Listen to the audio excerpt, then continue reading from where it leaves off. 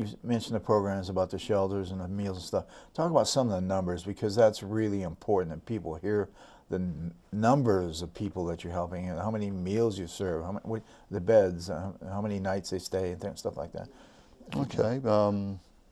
Let's see here. I think I brought just off the top of your head. Even, off the top of my head. Yeah, you don't really have to be specific. I mean, but we know it's hundreds. Yeah, well, it's hundreds. For example, you know, I think this year, well, last year for 2009, we helped about 30 families, women and children, as single families at the mission.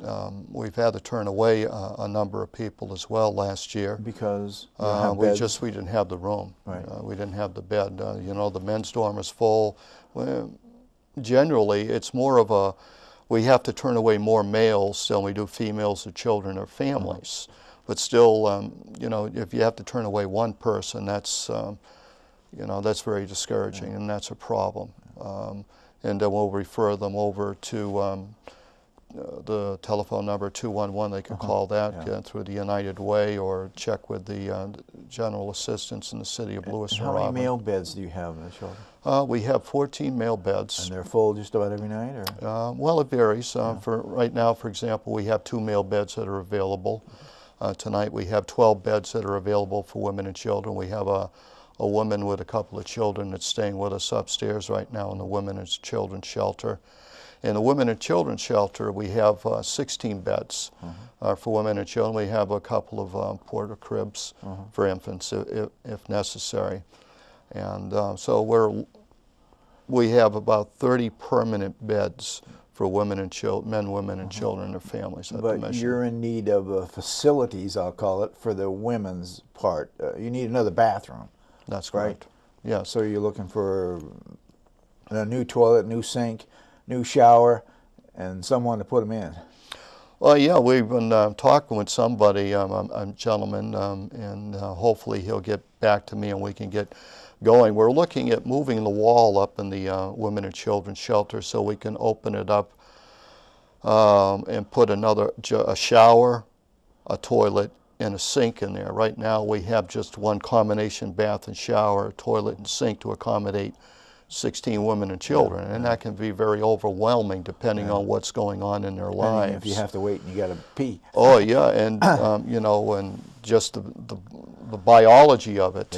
For example, that can be very problematic as well. So we're looking at doing that at some point. We have the ability to do it. We're going to need some lead testing to be done up there to make sure prior to any kind of construction up there. Of course, we'll have to get the permits and everything for the plumbing and the electrical. So, you know, once that happens upstairs, I think that'll be very helpful and less stressful on some of the people that are up there. It doesn't matter how, you know, people are going to have stress either way.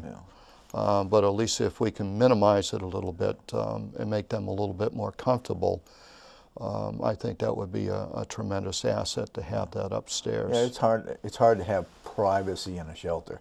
Yes, it is. And everybody's got their family issues and dynamics going on. And we talked about. Do we cover all your different programs? I believe that we have. Okay. What's the project goals for the future, immediate and long term? Well, the immediate, of course, would be the Women and Children Shelter. For that to be accomplished, we're looking at possibly also, we don't have an elevator in the building. And I think, you know, if we had an elevator in the building, that would be a blessing to the elderly and the handicapped, as well as for those that are physically challenged. Us old people. Yeah, old people, exactly. My wife has had two knee replacements. And you know, an elevator would have been very helpful. Do you have? We have 5 floors. Wow. Yeah. And so maybe if we don't do the elevator, maybe a chair lift on the stairway might be the solution for that to happen. I know it'll be a lot cheaper for the stair mechanism versus the elevator.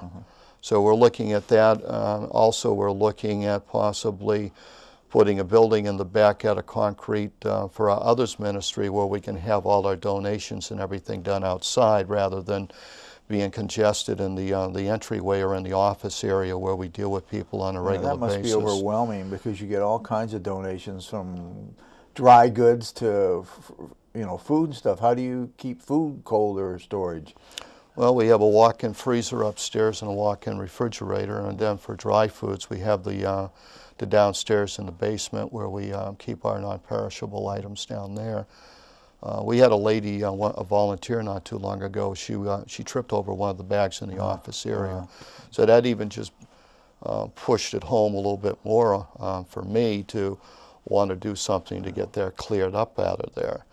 Another thing we're looking at probably doing in the near future or in the future is to add on where we are going down towards New Auburn, 2 stories, move our offices over there so we can put the dining room and kitchen all on the first floor and be able to remodel to renovate to put in some more space available for clients. Now, you don't live there. I mean, who supervises people? Oh, I live there. Oh, you do?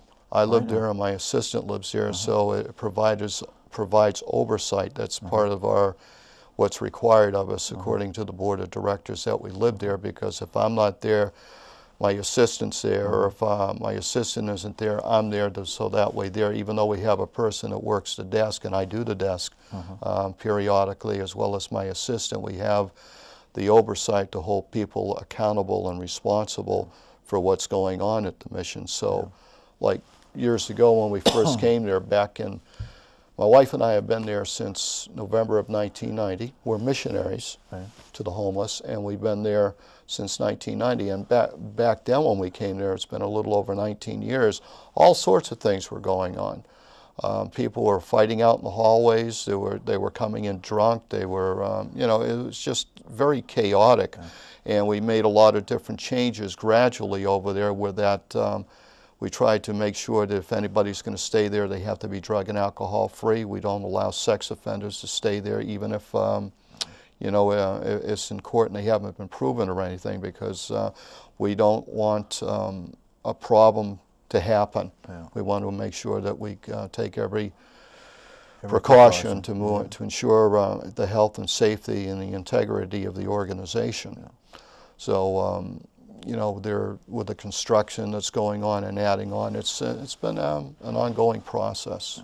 Now, and I know you own the whole block or something now. What land is it? Well, we own the building now since we just paid off the mortgage, and over the years, the Lord has provided. For example, there used to be another building that was on Cedar Street that was available, and then an anonymous benefactor bought and gave us the property, paid the back taxes off. We were looking at building or whatever there, but that didn't work out, and we had to have it torn down. And then we put a bid on another building that's right next to the Pastime Club, and we got that. So now, and we had that torn down. So now we have the whole lot in the back there, which gives us a little bit of freedom and ability to do certain things that are long range. Room to grow. Room to grow and there. You're looking to add storage space out